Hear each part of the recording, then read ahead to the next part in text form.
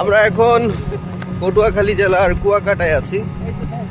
আমরা এই কুয়াকাটার মনোরম পরিবেশ, সুন্দর সুন্দর প্রকৃতি, এই বরিশাল অঞ্চলে মানে অসাধারণ জায়গা। আমরা আসলে না আসলে জানতামই না যে এত সুন্দর বরিশালের প্রকৃতি।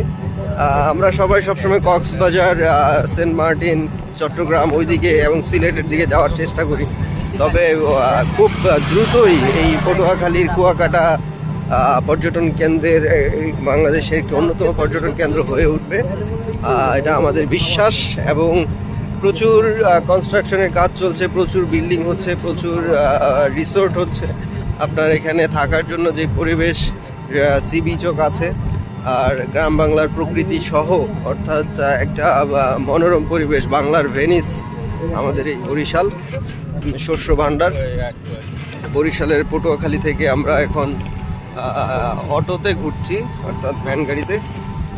আজকে সারাদিনই থাকবো, আশা করি ভালো থাকবেন।